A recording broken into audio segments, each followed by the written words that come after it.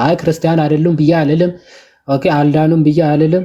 ቤተ ክርስቲያኒቱ ጭራሽ ክርስቶስን አሰብክም ብዬ አልልም ሲል የነበረ ሰውዬ ጭራሽ ትናንትና ደግሞ ክርስቶስን አሰብክም ማለት ጀምሯል። እውነት ለመናገር አንዳንዴ እግዚአብሔር ከነበርክበት ጸጋ ወይም ደግሞ የምርም ኖሮ ከሆነ ማለት ነው ሲጥልህ እንደዚህ ወደ ተራቆተ እውቀት ወይም ደግሞ ወደ ተራ እውቀት ትገባና እንደ ህፃናት ማውራት ይጀምራለህ። የምርም ማለት ነው። ኦኬ ጸጋ የተገፈፈ የሚያወራው እንደማያውቅ ሁሉ ይሄ ሰውም የሚያወራው ራሱ በደንብ የሚያውቅ ራሱ አይመስለኝም። ኤኒዌይስ ግን ቤተክርስቲያን ክርስቶስን የምትሰብከው በነገራችን ላይ በቃል ብቻ ሳይሆን በምንድነው በተግባር በህይወትም ጭምር የምትሰብክ ቤተክርስቲያን ብቸኛ ቤተክርስቲያን ብትኖር ቤተክርስቲያናችን ነች።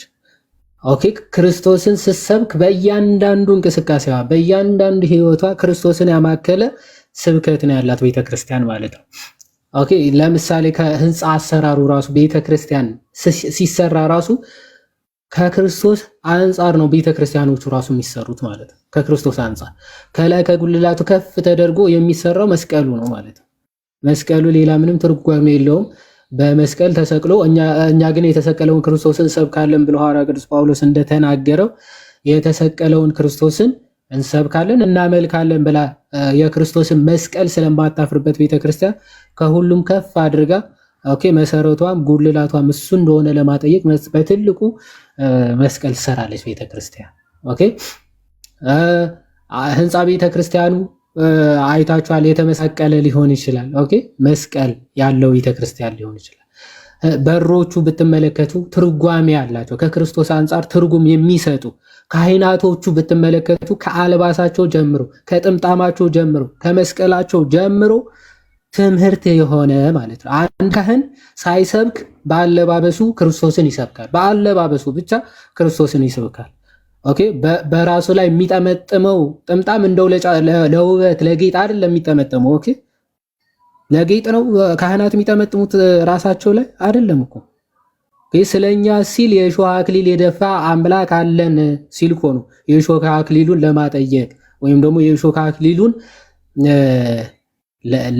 ለመመስከር ኦኬ ስለኛ የእሾህ አክሊል ተቀዳጀ የሚለውን ለማጠየቅ ጥምጣማቸው በራሳቸው ላይ ይጠመጥማሉ ካህናቶቹ ማለት። ቀሚስ ይለብሳሉ አይደል? ቀሚስ ይለብሳሉ። የክርስቶስ ሙሽራ የሆነችው የቤተ ክርስቲያን አገልጋዮች ነን ሲሉ ነው እኮ። ኦኬ የክርስቶስ ሙሽራ የሆነችው የቤተ ክርስቲያን ምንድነው? አገልጋዮች ነን። ጌጣችን ወይም ደግሞ አለባበሳችን ውበታችን እናሳይ ሳይሆን ክርስቶስን እናሳይ ብለው እኮ ነው ልብሳቸው ራሱ ክርስቶስን የሚሰብክ ልብስ የሚለብሱት። በየቸርቹ ሂድ ኦኬ በሚኒ ያበደ ልብስ ትለብሳለች፣ በዲም ላይት ያበደ ቸርች ትገባለህ። ከዛ መድረክ ላይ ሆኖ አንዱ ያስጨፍራል ማለት ነው።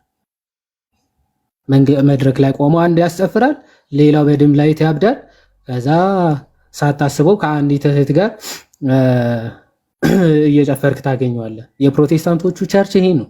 ዓለማዊ ሁሉም ነገሯ ዓለማዊ ባይዘው። ይሄ ጥላቻ ምናምን አይደለም፣ በቪዲዮ ማሳየት ይቻላል። አሁን የሆነ ሚውት አድርጌ የሆነ ቸርች ላይ ሲጨፍሩ ምናምን ባሳያችሁ ይሄ ስናት ቸርች ትላላችሁ። እውነት ለምናምን ድምፁንም ብከፍትላችሁ አክቹአሊ ምንም አትማሩበትም፣ ክላሲካል ብቻ ስለሆነ ማለት ነው። እሱን አውጥቻ ያሳያችኋለሁ። ጥላቻ ምናምን ስለሚመስላችሁ ማለት ስናት ሄትሬት ማለት ነው፣ ጥላቻ አይደለም። የጌታ ቤተክርስቲያን ግን ህንፃው ራሱ ፓስተሮቹ ከሚጮሁት ልክ በላይ ቤተክርስቲያን ስዕላቶቿ ራሱ የሚያስተምሩ ናቸው። ኦኬ በጉዛን ነገሮቿ ራሱ ቤተክርስቲያን ክርስቶስን ነው። ይሄን ሁሉ ነገር ክርስቶስን የሚሰብኩ ናቸው። አሁን መቋሚያውን ካህናቶቹ ሲወርቡ ሲያሸበሽቡ ተመልክታችኋል አይደል? አንዳንዴ መቋሚያውን ከትከሻቸው አድርገው ወደ ግራና ወደ ቀኝ ሲወዛወዝ ስትመለከቱ እንደው እንቅስቃሴው ዝም ብለው ከምንቆም እየተንቀሳቀስን ይሻላል ብለው አይደለም። ኦኬ ክርስቶስ መስቀሉን ተሸክሞ ከግራ ወደ ቀኝ እያዳፉ ከፊት መስቀሉን አሸክመው መውሰዳቸውን የሚያጠይቅ እኮ። ኦኬ ጸናጽሉ ቅጠሎቹን ጭምር ማለት ነው፣ ቅጠሎቹን ጭምር የሚያስተምር ማለት ነው። 5 ናቸው የሚደረጉት ቅጠሎቹ የጸናጽሉ ማለት ነው። 5 አዕማደ ምስጢር። ሌላው በገና፣ መሰንቆ፣ እነዚህ ሁሉ የዜማ መሳሪያዎቿ እንኳን ከነገረ ክርስቶስ፣ ከነገረ ሥላሴ፣ ከነገረ ማርያም፣ ከነገረ ቅዱሳን ጋር ሁሉም የተገናኘ እንጂ ዝም ብሎ ያለ ትርጓሜ የሚደረግ አንድም ስብከት የለም። ከጽናው ጀምሮ ማለት ማጠኛ የሚታጠንበት ማጠኛው ጨምሮ ነገረ ሥላሴ ነገረ ክርስቶስን በሚገባ የሚያስተምር ከበሮውን ጨምሮ ማለት ከበሮው ኦኬ በቀይ ግምጃ መልበሱ ክርስቶስ በቀይ ግምጃ ጠቅልለው ኦኬ መገነዛቸውን መገነዙን መጠቅለሉን እሱ መገነዙን ለማጠየቅ በቀይ ግምጃ ይደረጋል። ከበሮ ጠፍሮቹ ይደረጋሉ። የተመሳቀሉ ጠፍሮች ምናምን ይደረጋል ከበሮ ላይ። ጠፍሮቹ እንደው ከበሮን እንዲያስር ብቻ አይደለም። በነገራችን ላይ ክርስቶስ ለእኛ ሲል የተገረፈውን ግርፋት በጀርባው ላይ የወጣውን ሰንበር ምልክትም በከበሮ እንኳን ቤተክርስቲያን ክርስቶስን ነው የምትሰብከው።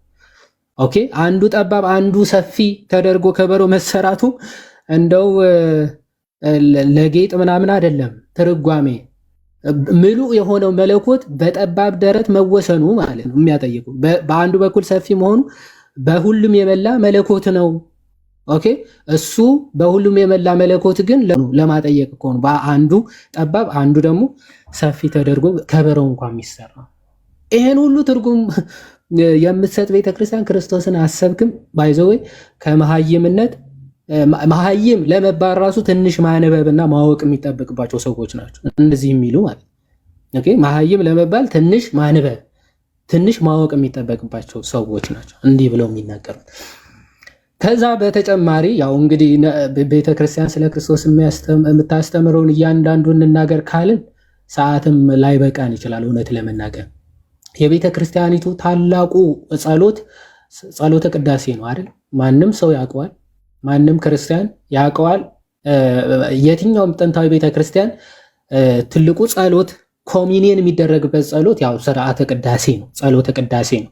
ስትጀምር አሃዱ አብ ቅዱስ፣ አሃዱ ወልድ ቅዱስ፣ አሃዱ ውእቱ መንፈስ ቅዱስ ብላ ትጀምራለች ቤተ ክርስቲያን ጸሎቷ። ኦኬ አንዱ አብ ቅዱስ ነው፣ አንዱ ወልድ ቅዱስ ነው፣ አንዱ መንፈስ ቅዱስ ነው ብላ ምስጋናዋን የጀመረች በቅዳሴ ምስጋናዋን ከጀመረች በኋላ እንዲህ ይላል። ላንብብላችሁ የተወሰኑ አለፍ እያልኩኝ ማለት ነው። ልክ መጀመሪያ ላይ ካህናቶቹ ሲገቡ የሚያደርጉት ጸሎት አለ። ምን ብለው ነው ጸሎት የሚያደርጉት? እንዲህ ይላል። ሙሽራዋም በመጣ ጊዜ ደጆቿን ትከፍታለች፣ ቤተክርስቲያን ማለት ነው። እጮኛው ሙሽራዋን ትመግበዋለች፣ ባዕድ ግን ከእርሱ አይመገብም አልተሰጠውምና ይልና በደንብ እዩ። ቅዳሴ ጸሎት ከመጀመሩ በፊት ካህናቶች የሚያደርጉት ጸሎት ነው። ምን ይላሉ? በሰርጉ ጊዜ ስጋውን የሚሰዋና ፈጽሞ ምግብ የሚሆን ሙሽራ ያየ ማን ነው ይላል። እኔ በጣም የሚደንቅ ቆይ አንዴ ከፍቼ ላሳያችሁ መሰለኝ። ከራሳችን ዝም ብለን እንደ መጀመሪያ ጸሎት ሲጀምሩ የሥርዓተ ቅዳሴ ጸሎት ሲጀምር እንዲህ ብሎ ነው የሚጀምር። ማለት ረጅም ጸሎት አለ፣ ነገረ ሥላሴ ነገረ ክርስቶስ የሚናገር ግን ስለ ክርስቶስ ስትናገር ምን ብለው ይጀምራሉ ካህናቶች? ሙሽራዋም በመጣ ጊዜ ደጆቿን ትከፍታለች ይላል። አስቀድሞ በቤተ ክርስቲያን ሆናችሁ ማንኛውም ክርስቲያን ከዚህ ቅዱስ ስጋውና ደሙ ይካፈል ኦኬ አዲስ ክርስቲያን ካልሆነ በስተቀር እያለ ይመጣና ሙሽራዋን በመጣ ጊዜ ደጆቿን ትከፍታለች ማ ቤተ ክርስቲያን፣ እጮኛዋ ሙሽራዋን ትመግበዋለች ይልና ባዕድ ግን ከእርሱ አይመገብም አልተሰጠውምና ይልና በሰርጉ ጊዜ ስጋውን የሚሰዋና ፈጽሞ ምግብ የሚሆን ሙሽራን ያየ ማን ነው ይላል። ማን ነው ይሄ ሙሽራ ታውቁታላችሁ? በሰርጉ ሰዓት ስጋውን ሰውቶ ምግብ አድርጎ የሚያቀርብ ሙሽራ ታውቁታላችሁ? ማን ነው ይሄ ሙሽራ? ይኸው ይመልሰዋል። ወልደ እግዚአብሔር ዓለም ከተፈጠረ ጀምሮ ከእሱ በቀር እንደሱ ያደረገ የሌለ እንግዳ ስርዓትን በዚህ ዓለም ሰራ። በሰርጉ ጊዜ በሐዋርያት ፊት ቅዱስ ስጋውን ክቡር ደሙን ማዕድ አድርጎ ሰራ። ከእርሱ ይበሉ ዘንድም ያመነበትም ለዘላለም ይድን ዘንድ ወልደ እግዚአብሔር ዓለም ከተፈጠረ ጀምሮ ከእሱ በቀር እንደሱ ያለ እንደዚህ ያደረገ የሌለ እንግዳ ስርዓትን በዚህ ዓለም ሰራ። ምንድነው እንግዳ ስርዓት? በሰርጉ ዕለት ሙሽራው ራሱን ሰውቶ ነው ያበላን ያጠጣ። እንደዚህ እንግዳ ስርዓት ሰራ። እሱም በሰርጉ ጊዜ ምን አለ? በሐዋርያት ፊት ቅዱስ ሥጋውን ክቡር ደሙን ማዕድ አድርጎ ሰራ። ከእርሱ ይበሉ ዘንድ ያመነበትም ለዘላለም ይድን ዘንድ በሰርጉ ጊዜ መብል መጠጥ የሆነውም ጌታችን ኢየሱስ ክርስቶስ ነው። በሰርጉ ጊዜ መብልና መጠጥ የሆነን ማን ነው? አዎ የጌቶች ጌታ ኢየሱስ ክርስቶስ ነው ማለት። ቅዱስ ሥጋውን ክቡር ደሙን የሰጠን አምላካችን ብሩክ ነው። የኃጢአት ማስተሰሪያስ ሊሆን ለዘላለም እንድንበት ዘንድ ለእርሱ ምስጋና ይገባው ለዘላለሙ አሜን ይላል። ኦኬ። በሰርጉ ጊዜ መብል መጠጥ የሆነው ጌታችን ኢየሱስ ክርስቶስ ነው። ስለዚህ እሱን በልተን ደግሞ ለዘላለም የኃጢአት ማስተሰሪያ ይሆን ዘንድ እንድንበት ዘንድ ሰጠን ሥጋውና ደሙ። ስለዚህ ለእርሱ ምስጋና ይገባው ለዘላለሙ አሜን ይላል። እሺ እንቀጥል። ቅዳሴ ሐዋርያት ከቁጥር ምን ጀምሮ ላንብብላችሁ። ቅዳሴ ሐዋርያት ደግሞ እንዲህ ይላል። ካህኑ እንዲህ ይላል።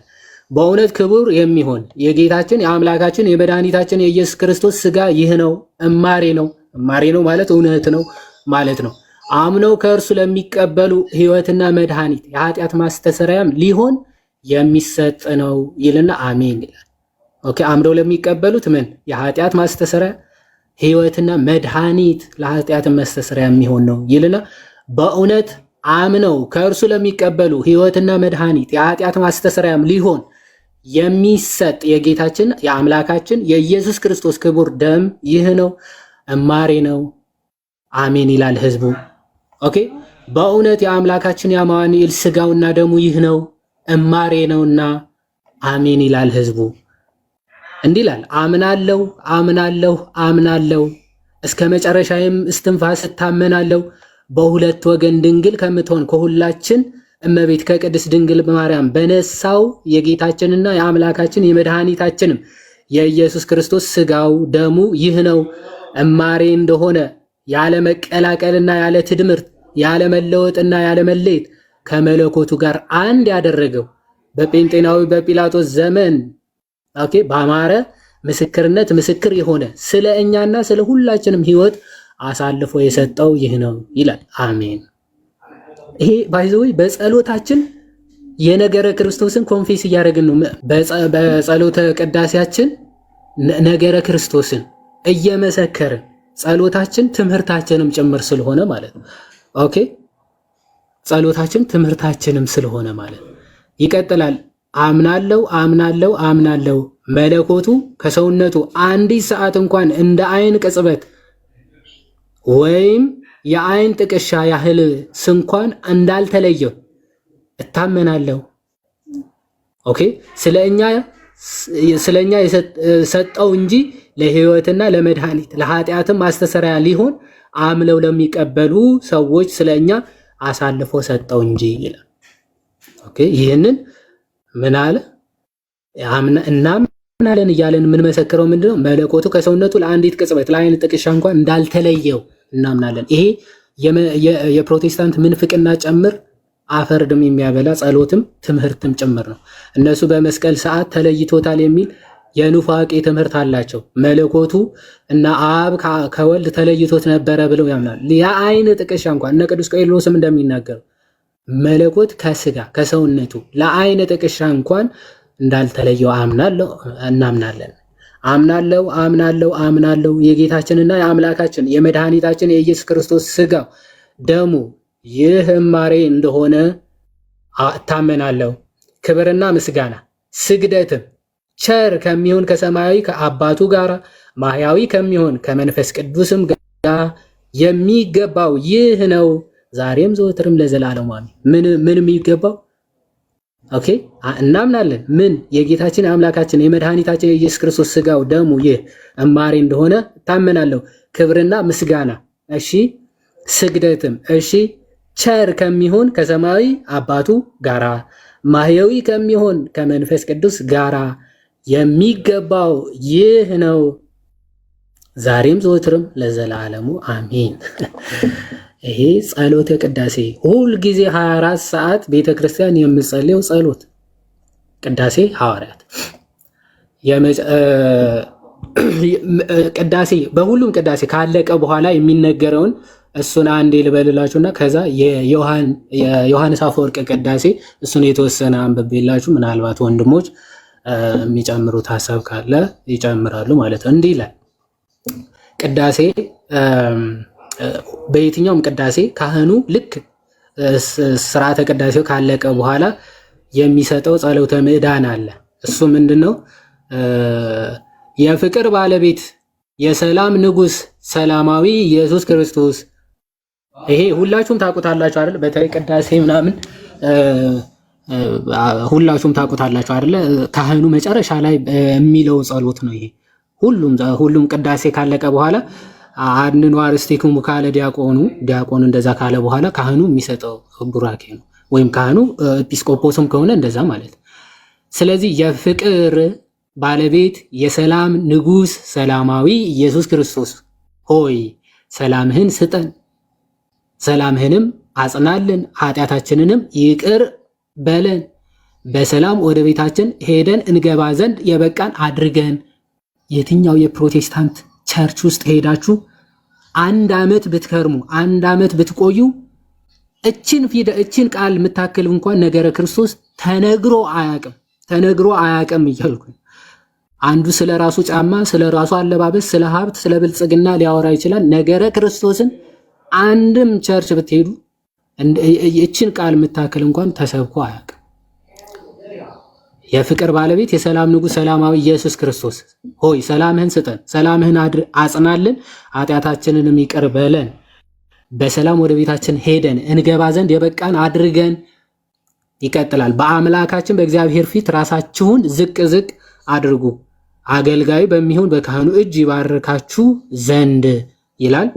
ኦኬ አድንኑ አርስቲክሙ የሚለውን ማለት ነው። ቀጥሎ እንዲህ ይላል። በመስቀል አመሳቅለው ካህኑ ምን ይላል? አቤቱ ሕዝብህን አድን ርስትህንም ባርክ። ኦኬ ይሄ 3 ጊዜ ይባላል ካህኑ ማለት ነው። እስከ ዘላለሙ ጠብቃቸው ከፍ ከፍ ማድረጋቸው በአንድ ልጅ በጌታችንና በአምላካችን በመድኃኒታችን በኢየሱስ ክርስቶስ በክቡር ደሙ የዋጃት ቤዛም የሆንካት ቅድስት ቤተ ክርስቲያንህንም ጠብቃት። ለነገስታትና ለመኳንንት ለንጹህ ወገንና ቅዱስ ለሆነ ሕዝብ ማደሪያ ትሆን ዘንድ የሰራሃትን በዚች ቅድስት ቤተ ክርስቲያን መጥታችሁ ተሰብስባችሁ የጸለያችሁ የጌታችን የኢየሱስ ክርስቶስ ቅዱስ ሥጋውን የበላችሁ ክቡር ደሙንም የጠጣችሁ በማወቅ ወይም ባለማወቅ የሰራችሁትን ኃጢአት ሁሉ ይቅር ይበላችሁ። ሥጋ መለኮት ስለሚባል ሥጋው የሕግና የሥርዓት ደም ስለሚሆን ደሙ የአሸናፊ የእግዚአብሔር ልጅ በድንጋሌ ሥጋ በድንጋሌ ሕሊና ህትምት የምትሆን የማርያም ልጅ ኢየሱስ ክርስቶስ ባለፈው ይቅር ይበላችሁ፣ በሚመጣው ይጠብቃችሁ ለዘለዓለሙ አሜን ይላል። በጣም በሚገርም ጸሎት ማለት ነው። ኦኬ የሚጠብቅ የሚያድን የሚፈውስ የሚመግብ የሚያነሳ የሰላም አባት የፍቅር አባት የሰላም ንጉስ ሰላማዊ ኢየሱስ ክርስቶስ ሰላምህን ስጠን፣ ሰላምህን አጽናልን፣ ኃጢአታችንንም ይቅር በለን ብለው ሁል ጊዜ ካህናቶቹ ይጸልያሉ። ኦኬ አሁን ወደ ቅዳሴ ዘቅዱስ ዮሐንስ አፈወርቅ የተወሰነ ላሳያችሁና እሺ አሁንም ይሄ የሚታያችሁ ከሆነ ቅዳሴ ዮሐንስ አፈወርቅ ይላል። ቅዳሴ ዮሐንስ አፈወርቅ። እሺ ቅዳሴ ዮሐንስ አፈወርቅ ምን ይላል ስለ ክርስቶስ? እሺ በጣም ባይዞ ይሄ ሙሉን እንድታነቡ እጋብዛችኋለሁ። ከአባቱ ሳይወጣ መጣ፣ ከአነዋወሩ ሳይለይ ወረደ፣ ከሶስትነቱ ሳይለይ መጣ፣ ከአንድነቱ ሳይለይ ወረደ፣ ከዙፋኑ ሳይለይ በስጋ ልጅ አደረ። ኦኬ የተቀመጣችሁ ተነሱ ይላል ዲያቆኑ። ከምልአቱ ሳይወሰን በማህፀን ተጸነሰ፣ በላይ ሳይጎድል በማህፀን ተወሰነ፣ በታችም ሳይጨመርበት ተወለደ። ነገረ ክርስቶስ ትምህርትም ጸሎትም ማለት ነው። ኦኬ ከኃጢአት በቀር ፈጽሞ ሰው ሆነ፣ እንደ እግዚአብሔር እየሰራ እንደ አገልጋይ ታየ፣ ወንጌሉ ያስተማሩ እንደመሰከሩት እናስተውል ይላል። ከአባቱ ዘንድ ተመሰገነ፣ ከመላእክትም ዘንድ ተመሰገነ፣ ከሰውም ዘንድ ተመሰገነ፣ ከራሱም ከበረ። የጌትነቱም ምስጋና በሰማይና በምድር መላ። እንግዲህ በልቦናችን ዘወትር አናርፍም፣ ቅዱስ እያልን የጌትነቱንም ምስጋና እንናገራለን እናርፋለን ጌታችንን ለማመስገን? ቤተክርስቲያን አታርፍም። እግዚአብሔርን ጌትነቱን ለመመስከር አምላክነቱን ለመመስከር አናርፍም። ቅዱስ እያልንም የጌትነቱን ምስጋና እንናገራለን። ተሰጥኦን መልሱ ይላል። ቅዱስ ቅዱስ ቅዱስ ፍጹም አሸናፊ እግዚአብሔር የጌትነት ምስጋና በሰማይ በምድር የመላ በሁሉ አፍ የምትመሰገን እውነተኛ ኢየሱስ ክርስቶስ አንተ ቅዱስ ቅዱስ ቅዱስ ነህ። በሁሉ አፍ የምትመሰገን እውነተኛ ኢየሱስ ክርስቶስ አንተ ቅዱስ ቅዱስ ቅዱስ ነህ። ለቅዱሳንም ሁሉ በቸርነቱ ቅዱሳን የሆኑ ዘንድ ሰጣቸው።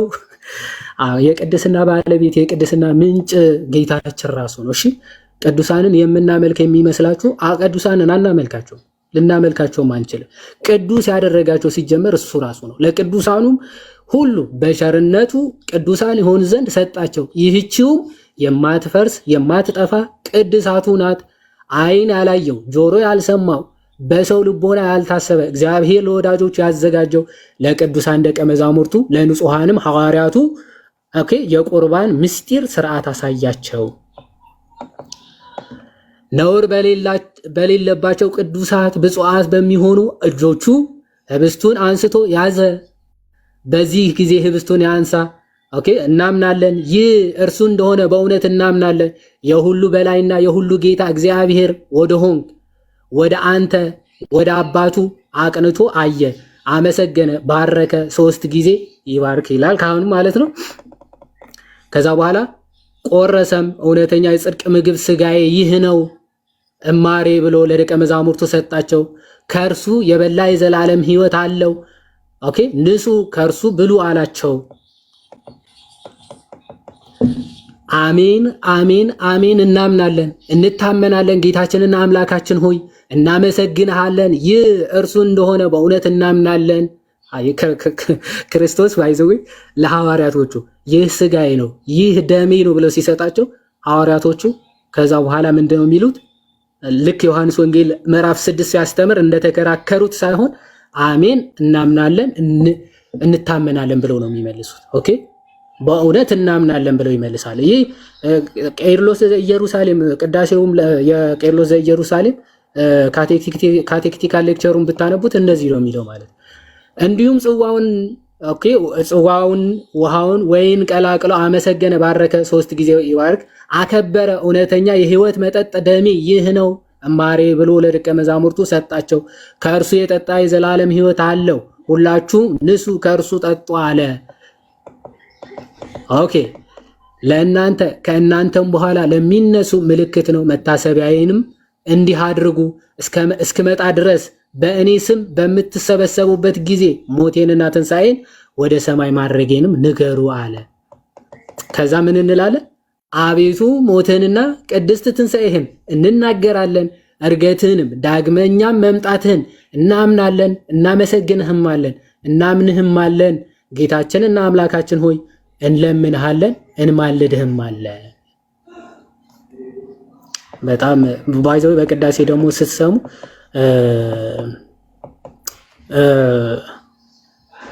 በጣም በሚገርም ዜማ ማለት ነው። የተሰበሰብን እኛም የማይታመም የእርሱን ሕማሙን እንናገራለን፣ የማይሞት የእርሱን ሞቱን እንናገራለን። ከደቀ መዛሙርቱ ጋራ በተቀመጠባት በዚያች ሌሊት በአባቱ ፈቃድ በራሱም ፈቃድ ሰውነቱን ለሞት ሰጠ። ሁሉን የያዘውና የያዙት ሁሉ የሚገዛው አሰሩት። በጣም የሚደንቀው ከዚህ በኋላ ያለው ነው። አጠር አድርጌ ላንብብላችሁና ሙሉን እንድታነቡት ልተውላችሁ። ለናል ሁሉን የያዘውን ያዙት፣ ሁሉን የሚገዛውን አሰሩት። የሕያው የአምላክን ልጅ አሰሩት። በቁጣ ጎተቱት፣ በፍቅር ተከተላቸው። በሚሸልተው ፊት እንደማይናገር እንደ የዋህ በግ በኋላቸው እየተከተለ ወሰዱት። ሊቃነ መላእክት በመፍራትና በመንቀጥቀጥ ከፊቱ የሚቆሙለት በአደባባይ አቆሙት። ኃጢአትን ይቅር የሚለውን ኃጥእ አሉት። በመኳንንት በሚፈርደው በእርሱ ፈረዱበት። ለሱራፌል ዘውድ የሚያቀዳጃቸውን የእሾህ ዘውድ አቀዳጁት። ለኪሩቤል የግርማ ልብስ የሚያለብሳቸውን ለመዘበት ቀይ ግምጃ ለበሱት። ኪሩቤል በእሳት ክንፍ ተሸፍነው ከፊቱ የሚሰወሩለትን እርሱን ክፉ ባሪያ እጁን አጽንቶ ፊቱን ጸፋው። የመላእክት ሰራዊት በፍጹም መደንገጥ ለሚሰግዱለት እየዘበቱበት በፊቱ ተንበረከኩ። ይህም ያህል ትህትና እንደምን ያለ ትህትና ነው! ይህን ያህል ትዕግስት እንደምን ያለ ትዕግስት ነው! ይህን ያህል ዝምታ እንደምን ያለ ዝምታ ነው! ይህን ያህል ቸርነት እንደምን ያለ ቸርነት ነው! ይህን ያህልስ ሰው ማፍቀር እንደምን ያለ ፍቅር ነው! ፍቅር የአምላክን ልጅ ከዙፋኑ ሳበው፣ እስከ ሞትም አደረሰው። በደል የሌለበትን እንደ በደለኛ ሰቀሉት፣ ሕይወትን የሰራውን ከበደለኞች ጋር ቆጠሩት። አዳምን የፈጠሩ እጆች በመስቀል ቀኖት ተቸነከሩ። ወዮ በገነት የተመላለሱ እግሮች በመስቀል ቀኖት ተቸነከሩ። ወዮ በአዳም ፊት የሕይወት መንፈስን እፍ ያለ አፍ ከሐሞት ጋር የተቀላቀለ የኮመጠጠ መጻጻ ጠጣ። ወዮ የወልድን መከራን የሚናገር ምን አፍ ነው? ምን ከንፈር ነው? ምን አንደበት ነው? የፍቅሩ የጌታ ሕማማት በተነገረ ጊዜ ልብ ይለያል፣ ሕሊናም ይመታል፣ ነፍስም ትንቀጠቀጣለች፣ ስጋም ይደክማል። የማይሞተው ሞተ፣ ሞትን ይሽረው ዘንድ ሞተ፣ ሙታንን ያድናቸው ዘንድ ሞተ ይላል። በጣም የሚደንቅ ቅዳሴ ነው የቅዱስ ዮሐንስ አፈወርቅ ቅዳሴ። እንዲህ ብላ የምትሰብክን ቤተ ክርስቲያን፣ እንዲህ ብላ ጌታዋን የምታመሰግን ቤተ ክርስቲያን ክርስቶስን አሰድብም ማለት አሰብክም ከማለት በላይ ስድብ የለም። ኦኬ ነውር የለም። እንደዚህ ካለ እንደዚህ ያለ ጸያፍነት ራሱ የለም፣ እውነት ለመናገር ማለት ነው። ሶ ቤተ ክርስቲያን እንዲህ ባማረ ዜማ በሚገርም ትምህርት ክርስቶስን እንዲህ ትገልጸዋለች፣ እንዲህ ትሰብከዋለች። ይሄ ከዕለታት በአንድ ቀን የሚነገር አይደለም። ሁሌ ዘወትር በቅዳሴዋ ክርስቶስን እንዲህ እያለች ታመሰግነዋለች። በየትኛውም ቤተ ክርስቲያን የእመቤታችንም የቅዱሳንም ቤተ ክርስቲያን ቢሆን የሚቆረሰው የሚፈተተው የአንድም ቅዱስ መልአክ የአንድም ጻድቅ ስጋ ደም የለም በጭራሽ። የአንዱ የኢየሱስ ክርስቶስ ስጋና ደም ነው። አያችሁት? ሁሉም ቅዳሴ ስለማን እንደሚናገር ስለ ክርስቶስ ነው የሚናገረው ቅዳሴዋ። በጣም ያሳዝናል። እውነት ለመናገር ልቦናቸው እግዚአብሔር አምላክ ያብራላቸው። ከቅዱሳን አንጻር የሚናገሩ ምናልባት አንዴ ከጀመርኩት በዛው ልጨርሰው ብዬ ነው። ስለ ቅዱሳንን ማክበር የሆነ ክርስቶስን ያ ቅዱሳንን ማክበር የሆነ ክርስቶስን አለ መስበክ የሚመስላቸው ምስኪኖች አሉ። ማይዘዊ ክርስቶስ በቅዱሳኑ ደስ የሚለው እንጂ በቅዱሳኑ የሚቀና አምላክ ራሱ አይደለም። እውነት ለመናገር ኦኬ፣ በቅዱሳኑ ደስ የሚለው አንተ የአብርሃም አምላክ ስትለው ደስ የሚለው የዳዊት ልጅ ብትለው ደስ የሚለው ጌታ ነው ያለን። ኦኬ፣ እግዚአብሔር አምላክ ቅዱሳኖቹ የሚጸየፋቸው አምላክ አይደለም። እናንተ በምትጸየፏቸው ልክ ማለት ነው። አክባሪያቸው እሱ ስለሆነ የወደዳቸውም እሱ ስለሆነ እሱ በወደዳቸው ልክ እኛ ልንወዳቸው በፍጹም ራሱ አይቻልንም። እውነት ለመናገር ስለ ፖሊካርፕ ማርቲርደም በተቀበለ ሰዓት የሆነ የቅዱሱን አጽም ለማክበር አጽሙን ለመውሰድ ክርስቲያኖች በሚያስቡበት ሰዓት ምን ብለው አይሁዳውያን በክፋት እንዳስነገሩና እነዚህ ሰዎች ተረፈ አይሁዳውያን የሚመስሉ እንደሆኑ ለማሳየት ስለፈለጉ ነው። ተረፈ አይሁዶች ይመስላሉ ባነጋገራቸው ማለት ነው። ምክንያቱም ክርስቶስን እንደምትሰብክ በሚገባ ስለሚያውቁ ሰውን ምን ብለው ነው የሚከሱት? የማያደርጉትን እንደመክሰስ። ኦኬ ማርቲርደም ኦፍ ፖሊካርፕ 17ኛው እና 18ኛው የቻፕተር ላይ እንዲህ ብሎ ይናገራል። ስለ ማርቲርደም ኦፍ ፖሊካርፕ በደንብ ብታነቡት ደስ ይለኛል። ባይዞ ፖሊካርፕ በጣም በስተርጅናው ነው ሰማዕትነትን የተቀበለው እና ሰማዕትነት ሲቀበል በእሳት ነበር ያቃጠሉት። በእሳት ሊያቃጠሉት ሲሉ አሁን ክርስቶስን ካድና ከእሳት እናድንሃለን ወይም ደግሞ አናቃጠልህም ብለው ሲናገሩት ክርስቶስ እስከዚህ ዕድሜ ምንም ያጎደለብኝ ነገር የለም፣ እኔ ደግሞ እሱን ምክድበት ምንም ምክንያት የለም ካለ በኋላ ምናልባት ብታውቁ ኖሮ ይሄን አሁን የምታነዱት እሳት 10 እጥፍ በላይ ላይ ብታፈሱብኝ ቢፈስባችሁ ይሻል ነበር፣ በኋላ የሚመጣውን እሳት ስለማታውቁ ብሎ ይናገራቸውና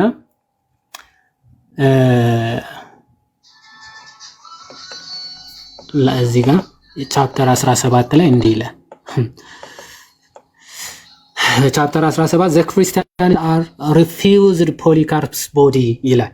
የፖሊካርፕን ስጋው ከመስጠት ሪፊውዝ ተደረጉ ክርስቲያኖች፣ አንሰጣችሁም አሏቸው ማለት ነው። እና ለምንድነው አንሰጣችሁም ያሏቸው? እዚህ እንደገራ but when the adversaries of the race of the righteous, the envious, malicious and wicked one perceived the impressive nature of his martyrdom and considered the blameless life he had led from the beginning and how he was now crowned with the wrath of immortality, having beyond dispute received his reward. ምንድነው? ጠቅላላ አድርጌ ትራንስሌት አረግላችኋለሁ።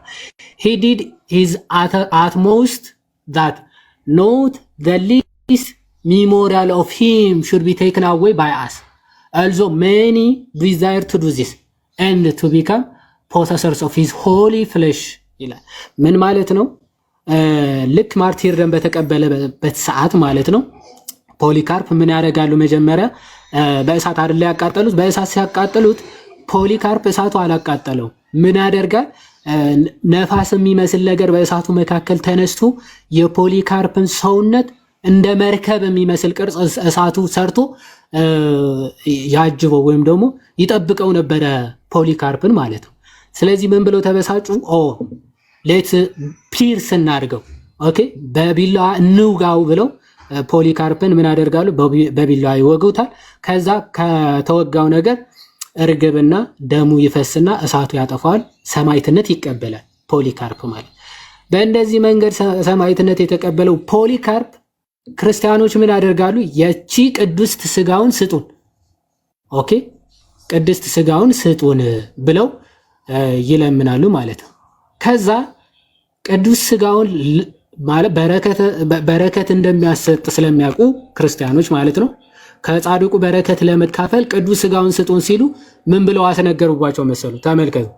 for this end okay and he suggested it to Nasitas, the father of Herod and brother of Alice, to go and entreat the governor not to give up his body to be buried ማለት እንዲቀበር ስጋውን እንዳይሰጡ ነሲተስ ለሚባል ሰው ሄደው የሄሮድ አባት ማለት ነው ሄደው ምን አሉት ማለት ነው? በቃ ስጋውን እንዳይሰጡ ምን በሉት? አሳምኑት ብለው ላኳቸው ማለት ነው።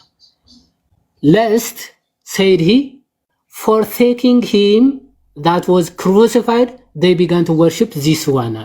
ከዛ ምን ምክንያት እንሰ እንዴ አሁን ለምንድነው ማልሰጣቸው ቢለን ምን ብለን ምክንያት እንፍጠር አለ። ምክንያት ሲፈጥሩ they forsaking him that was crucified they began to worship this one. ምክንያቱ አስቀድሞ የተሰቀለውን ክርስቶስን እንደሚያመልኩት ሁሉ ይህንንም ደግሞ እሱን ትተው የተሰቀለውን ትተው ይሄኛውን ያመልኩታል። እንዳያመልኩት ስጋውን እንዳሰጣቸው አሉት። የአይሁዶች ሴራ ማለት ተመልከቱ። አሁን እነዚህ ሰዎችም ተመሳሳይ ክስ አይደለም የሚከሱት? ልክ እንደ አይሁዳውያን ማለት ነው። ልክ እንደ አሕዛብ ክርስቲያኖችን እንደሚከሷቸው ቅዱሳኖቹን ሲያከብሩ እያመለኳቸው ነው ብለው እንደሚያስቡት ክርስቶስን ጥለው ማንን? ፖሊካርፕን እንዳያመልኩት ስጋውን እንዳሰጣቸው አሉ። then this he said at the suggestion and urgent persuasion of the Jews, ለጁሾቹ እንዲህ ብለው እንዲያሳምኑት ነገሩ ማለት who also watched us as we sought to take him out of the fire, being ignorant of this, that it is neither possible for us ever to forsake Christ, who suffered for the salvations of such as shall be saved through the whole world ይላል። ምን ማለት ነው? በጭራሽ ፈጽሞ ምን ልንን አልችልም። it is neither possible for us, ለኛ የሚቻለን ነገር አይደለም ማለት ምን ለማድረግ ቆይ በደንብ እዩ። as we saw to take him, okay, ምናል that is it is neither possible for us ever to forsake Christ, ክርስቶስን ልንጥለው በጭራሽ አይቻለንም። who suffered for the salvation of such as shall be saved throughout the whole world, the blameless one for the sinners. ኃጢአት የሌለው እርሱ ስለ ብዙዎች ኃጢአት ስለ ዓለም ኃጢአት ራሱን መስዋዕት ያደረገ ክርስቶስን በጭራሽ ልንጥለው አንችልም፣ ልንተው አንችልም። nor to worship any other, እሱንም ትተን ሌላ ልናመልክ ከቶ በጭራሽ ምን አይቻለንም። ከክርስቶስ ውጭ ሌላ ልናመልክ ይቻለናል? ፍጡር ልናመልክ ይቻለናል? በጭራሽ አይቻለንም። for him, እርሱ indeed as being the son of God we adore, እሱ አንድያ የእግዚአብሔር ልጅ እንደመሆኑ እናመልከዋለን።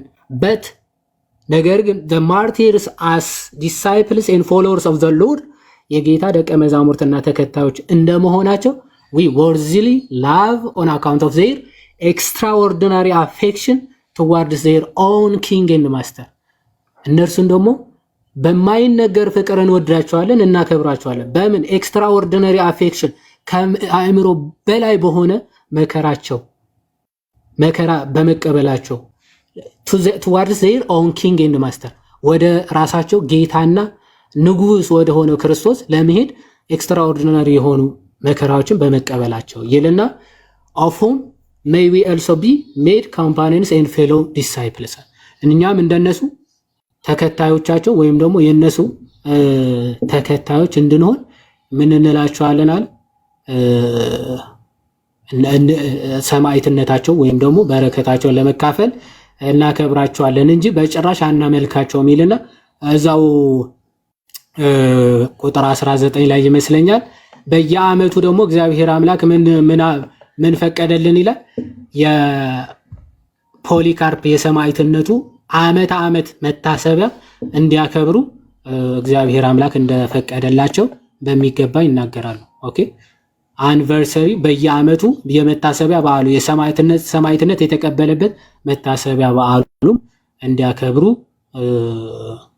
ያከብሩም እንደነበረ የኤፒስቶል ኦፍ ወይም ደግሞ ማርቲርደም ኦፍ ፖሊካርፕ በግልጽ ይናገራል። ከዚህ ምንድነው የምንረዳው? በነገራችን ላይ ቅዱሳን ከመጀመሪያው ክፍለ ዘመን ጀምረው ኦኬ አጽማቸው መታሰቢያቸው ይደረግ እንደነበር በየዓመቱ ያከብሯቸው ይዘክሯቸው እንደነበረ እንረዳለን። ይህ ግን ልክ እንደ አይሁዳውያን በሐሰት ክስ ክርስቶስን ጥለው ሰማዕቱን እያመለኩ ነው ብለው አይሁድ እንደከሰሱ ልክ እንደዚያ ነው። እነዚህም ተረፈ አይሁዶች ቅዱሳንን ስናከብር ቅዱሳንን ስናስብ ክርስቶስን ትተን እነሱን እያመለክን አስመስለው በሐሰት መክሰሳቸው ስቲል ቀጥለዋል ማለት ነው። እና ይሄን ለማለት ነው። በጣም ብዙ ነገር ነው ያወራሁት። እንግዲህ አንተሽ ደግሜ ስለማላወራ ነው። እግዚአብሔር ይስጥልኝ። ዮሐዴ በጣም ቃል ቤት ያስማልን። እግዚአብሔር ያክብርልህ። እውነት ጥልቅና ደስ የሚል ሐሳብ የሰጠህን ከቅዳሴ ጀምሮ ከመግቢያው እስከ መውጫው እንዲሁም ቅዳሴ ዮሐንስ አፈወርቅ ራሱ በጣም ደስ በሚል ሁኔታ ነው ያቀረብክልንና እግዚአብሔር ያክብርልን፣ ቃል ቤት ያሰማልን፣ ረጅም እድሜ የአገልግሎት ዘመን እመኝልሃለሁ። ዮሐዴ በጣም እናመሰግናለን። እንግዲህ ይሄንን ነው እንዲህ ብለን የምናመልከው፣ እንዲህ ብለን የምንናገርለት፣ እንዲህ ብለን የምንመሰክርለትን አምላካችን ኢየሱስ ክርስቶስን ነው። አታመልኩትም አታውቁትም የምንባለውና በጣም ከልብ ያሳዝናል። እውነት ክርስቶስን የማናመልክ ከሆነ ክርስቶስን የማናውቅ የማናምን የማንታመንለት ከሆነ ምን አስፈራን አናምነው ለማለት? እኛ ክርስቲያኖች ወይንም አንድ ሰው የሚያምንበትን ነገር ነው የሚናገረው። እኛም ስንናገር ክርስቶስን የማናመልክ ከሆነ ኦኬ አናመልከው ማለት መብታችን ነው፣ ማንም አያስገድደን። እንዲሁም ደግሞ ሌላውን የምናመልክ ከሆነ ያም እኮ አምላካችን ስለሆነ ግዴታ እንወቀስበታለን፣ እንነቀፍበታለን። ይሄም የታወቀ ነው።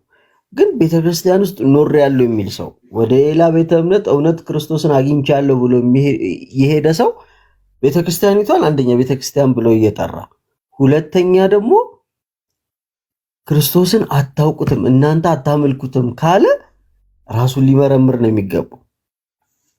ራሱ የቱ ጋር ቆሞ ምን እንደሚመሰክር ሊመረምር ነው የሚገባው። ምክንያቱም መጽሐፍ ቅዱስን እስከየት አገኘው? ከዚህ ቤተክርስቲያን አይደለ? መጽሐፍ ቅዱሱ ራሱ በሐሰት የተሰጠው አንብቤ መንፈስ ቅዱስ ገለጸልኝ ማምደከር የሚል ጨዋታም ሊጫወቱ ይችላሉ ማለት። ይሄ ጨዋታቸው ደግሞ በጣም የሚደብርና የማያምር ነገር ነው። እውነት ለመናገር ዮሐዴ ከሚገባው በላይ በሚያምር አንደበት በሚጣፍጥ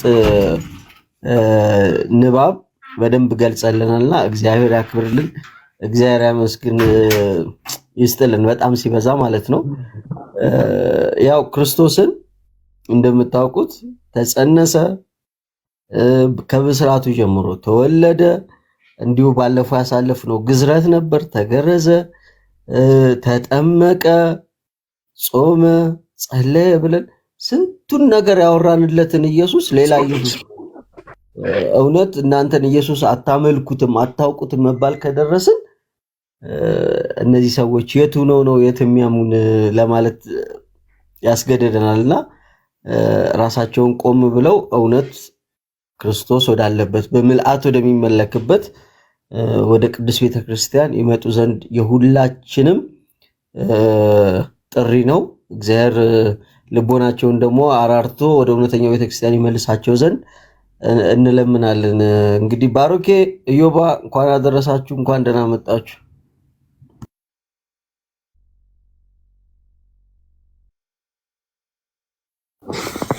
እንኳን ደህና ቆያችሁን። አንቺ ከእግዚአብሔር አባታችን ከጌታችን ከኢየሱስ ክርስቶስ ጸጋና ሰላም ከሁላችንም ጋር ይሁን።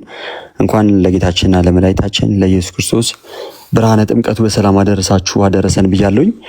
ዮሐዴ፣ አንተሽ፣ ኢዮባ እንዴት አላችሁልኝ? እንደምን አመሻችሁ? እንኳን አደረሳችሁላችሁንም። እንኳን አደረሰን ባሮኬ። ሁሉ ሰላም ከተራው ሁሉ አማን ነበረ። እግዚአብሔር አምላክ ይመስገን። እንዴት ነበር አንቺ? ደስ ይል ነበር። በጣም አሪፍ ቀን ዋለ። እግዚአብሔር አምላክ ይመስገን። እንደውም አንድ ቦታ ምንድነው ይሄ ኤሌክትሪክ ምናምን ነገር የሚባል ነገር ሰምተን አዘንን እንጂ ሌላው በተረፈ እግዚአብሔር አምላክ ይመስገን። ወደ ቆየ ፍጭ አካባቢ ነው መሰለኝ እዛ አራት ወንድሞች በሰረገላ ሲገፉ ኤሌክትሪክ እንትን ብሏቸው አረፏሉና እግዚአብሔር አምላክ ልብሳቸውን ይቀበል በአጸደ ገነት ያሳርፋቸው እንላለን። እንግዲህ በጣም አንቺ ዮቤ ባለለቱ እንኳን ደህና መጣ። ድጋሚ እንኳን ተወለድክ።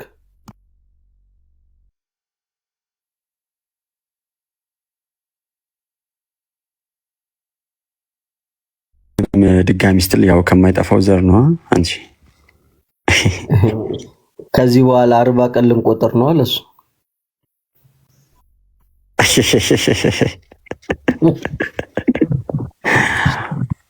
እሱ ከባድ ነውና ብቻ ግን ዮሐዴ ቅድም ያነበብከው መጽሐፍ ቅዳሴ ላይ በጣም የሚመሰጠኝ በሚፈርደው ፈረዱበት የሚለው ሐሳብ እንኳን መጽሐፈ ቅዳሴያችን መዝሙራችን እንኳን ከመጽሐፈ ቅዳሴ ከአምልኮታችን ላይ የተቀዳ ሆኖ ምን ያህል እንደሚገልጽ ያሳያልና በጣም ነው ደስ ያለኝ። የሚገርም ድጋሚ ስታስታውስኝ ያ እውነት ነው። አይ በጣም እንትን እኮ ስለሚል ነው እውነት ለመናገር ውርድ ላለ ሰው እንዴ አሁን የተሰማ ወራቆን ሚዩት ነው ግን የሚታየኛል። ማይክ ሚዩት ነው ግን አብረው እስኪ ማይክ ቆይ ልላክለት እስኪ ማይክ። አይ ኔትወርክ በጣም ያስቸግረው ነው መሰለኝ።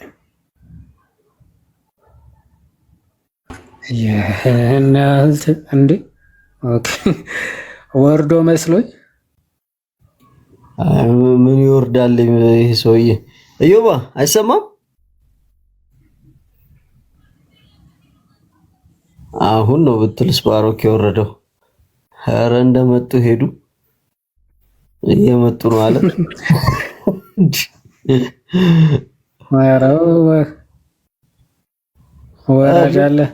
ወራጅ አለ ሳይሉ ና ኢዮብ ተመለስ እንጂ ምንድነው ኔትወርክ? ዝም ብለህ ብዙ ሲም ካርድ አትያዝ። አንዱን ነገር አስገባ ብዬ ስንቴ ነገርኩ።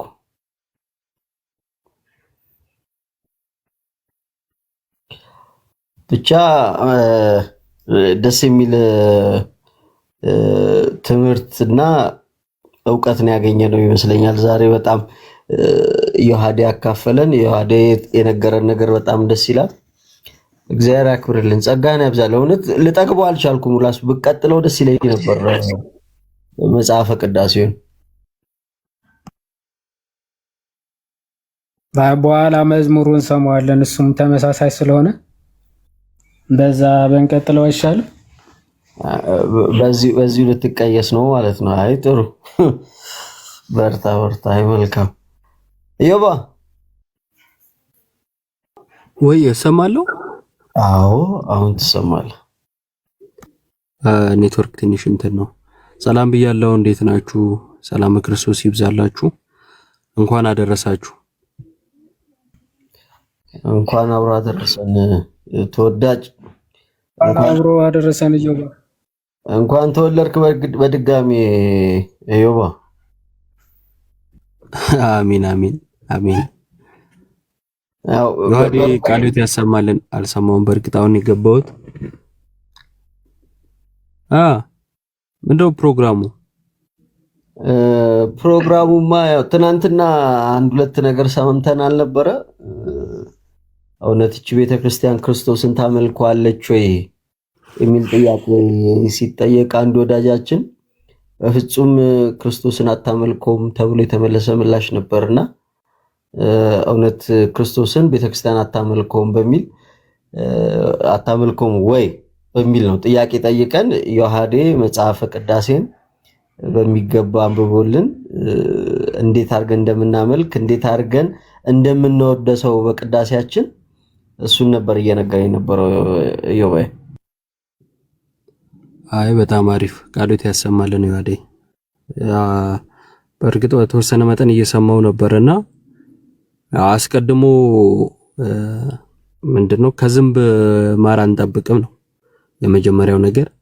ሁለተኛው ነገር ደግሞ በሁለት መንገድ አየዋለሁ መልሱን ማለት ነው። አዎ ኦርቶዶክስ ኢየሱስን አታመልክም ያለውን በሁለት መንገድ። የመጀመሪያው ኢየሱስን ኢየሱስ ከሆነ አዎ ነው። ምክንያቱም እሱ ባይምሮ የሳለው ኢየሱስ ማን የሚለው ራሱ ፕሮቴስታንቲዝም ስለ ክርስቶስ ያለውን ትምህርት ስንመረምር የምናያገኘው ስለሆነ በእርሱ አይምሮ ያለውን ኢየሱስ አዎ እኔ የቀለሜን ኢየሱስ አላመልከውም፣ ትክክል ነው። ግን ደግሞ የሐዋርያቱን ኢየሱስ ከሆነ እያለን ያለው እርሱ ራሱ አያውቀውም ነው። ስለማያውቀው ማናመልክ መስሎታል። የሱን የእውቀት ማነስ ነው የምናይበት ማለት ነው። አስቀድሞ ግን እንዲህ ለማለት ያበቃው ምንድነው? በእርግጠኝነት ሊጠቅስ የሚችለው ገድል ብቻ ነው። ሌላ ነገር ሊጠቅስ አይችልም። ሊጠቅስ የሚችለው ገድል ነው። እኔ ግን ዶግማ የሆነውን ትምህርት ጠቅሼ እሱ እንደማያመልክ ማሳየት እችላለሁ። ይሄ እያንዳንዱ ኦርቶዶክሳውያን ልናሳየው የምንችለው በድፍረት ልንናገረው የምንችለው ነገር ነው። ነገረ ክርስቶስን ከድህነት አንጻር ጠቅሰን እሱ ኢየሱስን እንደማያውቅ ማሳየት እንችላለን። ለዛ ነው ኦርቶዶክሳዊ ሲገባ ፈንጥዞ የሚወጣው ማለት ነው። እናቱ ሲገባ ሮጦ ወጥቷል። ለምሳሌ የአማንን ኢየሱስ አላቀውም ያለበትን ድምጽ ታሳውሳላችሁ። የአማንን ኢየሱስ አላቀውም አለ። ስለዚህ እንደ አማን አይነት የሚያምኑ ወይም እንደ አማን አይነት እምነት ያላቸው ካልቪኒስቶች ማለት ነው አብዛኛው በቃለ ሕይወት ቸርች ውስጥ ያሉ ማለት ነው የሚያመልኩትን ኢየሱስ አያውቀውም እሱ አይደለ? ካላወቀው አያመልኩትም ማለት ነው። የሱን ኢየሱስ አያመልኩትም። እነሱ የሚያመልኩትን ደግሞ ቀለሜ አያውቀውም። ምን እያለን ነው? ቃለ ሕይወት ቸርች ያሉ ሰዎች ኢየሱስን አያመልኩም፣ ኢየሱስን አያውቁትም እያለን ነው ማለት ነው። ታዲያ ኢየሱስን ማያመልኩት ውስጥ ምን ትሰራለህ? ጠንቋይ ለራሱ አያውቅም እንደሚባለው ለራሱ እንኳን ምንም ሳያውቅ ነው ማለት ነው እያወራ ያለው። ከዚህና ከመሳሰሉት ሐሳብ አንጻር ቁጭ ብሎ በስርዓት የሆነ ማስረጃ እየተጠቀሰ ማውራት ከተቻለ በጣም ሁልጊዜም ዝግጁ ነን። እኔ ነገረ ድነትን ጠቅሰን የክርስቶስን የማዳንን ስራ ጠቅሰን እርሱ ኢየሱስን እንደማያመልክ ማሳየት እንደምንችል በደንብ በእርግጠኝነት ነው የምንናገረው። ሁልጊዜም ዝግጁ ነን መጥቶ ማውራት ከቻለ ማለት ነው። ሄደንም ባወራን። በእርግጥ ሁለተኛው ነገር የሐዋርያቱን ኢየሱስ ያው የሱን ኢየሱስ እንደሆነ ልክ ነው ብለናል። የሱን ኢየሱስ አናመልክም። የሱ ኢየሱስ በአንድ በኩል ለጥቂቶች ሞተ የሚባል ነው፣ በአንድ በኩል ደግሞ ጥምቀት አያድንም ብሎ አስተማረ፣ ስጋዬ እውነተኛ አይደለም ብሎ አስተማረ ተብሎ የሚታመን ኢየሱስ ነው የሱ ኢየሱስ። የሱ ኢየሱስ ዳግም ለፍርድ የሚመጣ አይደለም፣ ይመላለሳል። የሱ ኢየሱስ ይመጣል ይሄዳል፣ ይመጣል ይሄዳል ተብሎ የሚታመን ነው። እንዲህ አይነት ኢየሱስ አልነገሩንም። ራሱ ኢየሱስም አላለም ዳግም ሲመጣ ለፍርድ እንደሆነ ነው። እነሱ ግን ይመጣል፣ ይነጥቀናል፣ ይመጣል፣ ይመለሳል እያሉ ነው የሚያምኑት። የሐዋርያቱ ኢየሱስ አይደለም ማለት ነው።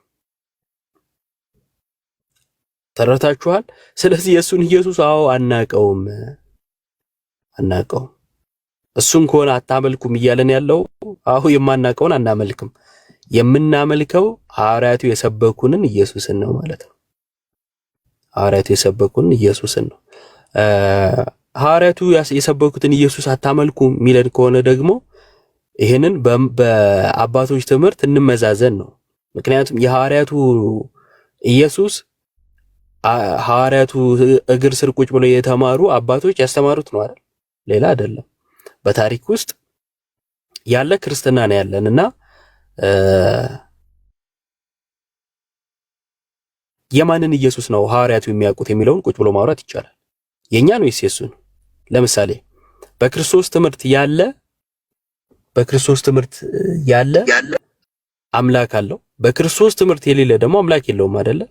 ዮሐንስ በመልእክቱ ላይ ይህን ብሎናል። በክርስቶስ ትምህርት የሌለ አምላክ የለውም ብሎናል። በክርስቶስ ትምህርት አለመኖሩን ካሳየነው አምላክ የለውም ማለት ነው አይደለ? ለምሳሌ ኢየሱስ በነገራችን ላይ ጥምቀትና የጌታን ስጋና ደም የምናነሳው እጅግ በጣም መሰረታዊና ነገረ ድነት ስለሆነ ነው። ፕላስ ጌታ በቀጥታ ያስተማረው ትምህርትም ነው እና እነዚህን ሚስጥራቶች አንስተን ስተታቸውን ስናሳያቸው በቀጥታ የጌታን ትምህርት እንደሚቃወሙ ለማሳየት ጭምር ነው። ስለዚህ ጌታ ኢየሱስ በቀጥታ ያመነ የተጠመቀም ይድናል አለ። ለመዳን ምንና ምን አለ? እምነትና ጥምቀት። ወንድማችን እንዲያምናል አያምንም። የሆነ ጊዜ ያምን ነበር፣ የሆነ ጊዜ ቀይሮታል።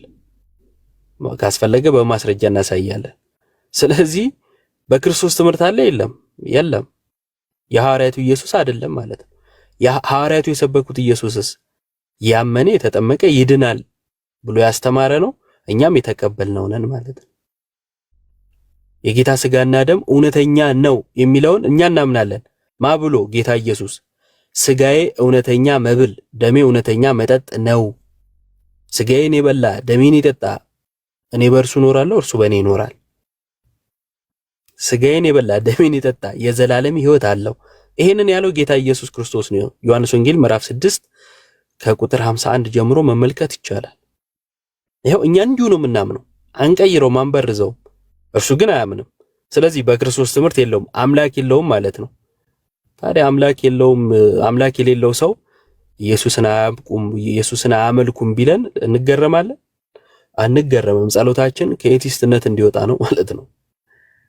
ስለዚህ የኛ ኢየሱስ በቅዳሴያችን ዮሐዴ እንዳሳየን በቅዳሴያችን ዘወትር እየተነሳ የሚመሰገን የሚመለክ በህይወታችን ሁል ጊዜ ቅዳሴ ሲጀመር ሲጨረስ ምግብ ስንበላ ስንወጣ እንደው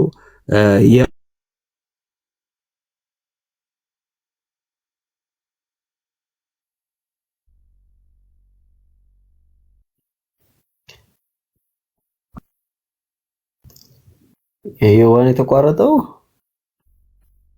አንድ የኔ እኮ መስሎኝ ኔትወርክ አስተካክላለሁ። አንቺ አጠራጠረኝ። ኮሜንቱን እኔ ራሴ ከአንዳንድ ነው ቀጥ ያለው ማለት ነው። መቼ ነው አንቆ ይዞ ወሰደው?